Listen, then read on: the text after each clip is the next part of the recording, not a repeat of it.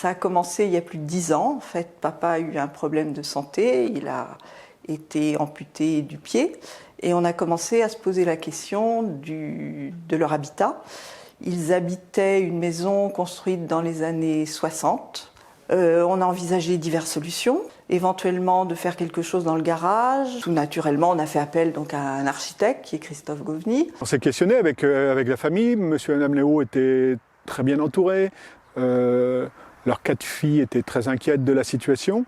Et ensemble, on a commencé à interroger plusieurs possibilités. Et la solution de construire dans le fond du jardin a semblé être assez rapidement la solution la plus intéressante. Alors à l'époque, le Bimby existait certainement, mais nous on ne le connaissait pas. C'est une solution économique parce qu'on construit sur un terrain dont on est déjà propriétaire, les réseaux sont déjà là, on densifie finalement les zones urbanisées, donc on préserve des sols agricoles, donc d'un point de vue collectif c'est intéressant aussi. De changer de maison, s'il fallait en plus changer de quartier, changer de voisin, changer d'environnement, ça permet de garder le lien social qu'ils avaient auparavant.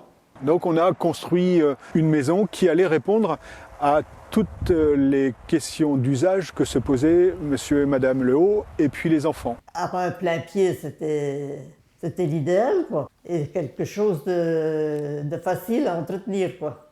Donc il a été décidé de vendre la maison et de construire dans le fond du terrain. Il possédait le terrain, donc pas besoin d'acheter un terrain. Les choses ont suivi après.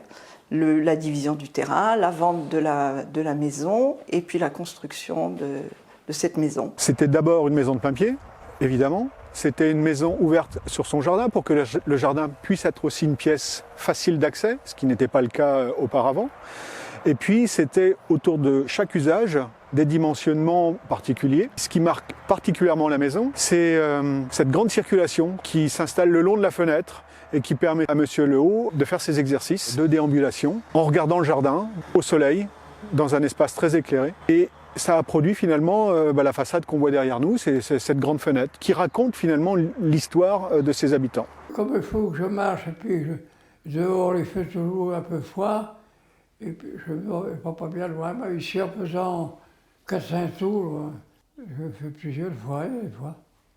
Là, il est bien situé parce qu'on ne sent pas la chaleur l'été. L'hiver, on est bien. Ici, on ne change pas. Que ce soit dans une pièce ou dans l'autre, c'est toujours pareil. Mais le confort, c'est l'économie, ça. Oui, c'est presque une moitié de moi. Un projet, quand il est construit en prenant soin du confort, du chauffage, de l'étanchéité, de la bonne ventilation, c'est la garantie pour les gens qui l'habitent de vivre en bonne santé, de vivre en bonne santé longtemps et de vivre en bonne santé de façon indépendante. Et finalement, c'est un gain pour toute la collectivité, c'est un gain pour tous.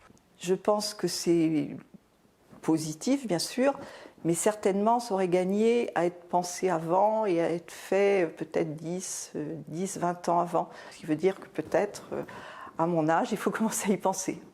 Depuis qu'on a été 10 ans de temps, on n'a pas eu un rhume ni de bronchite qu'il faisait souvent, lui. Il y a que l'année dernière qu'on a fait une espèce de grippe, là.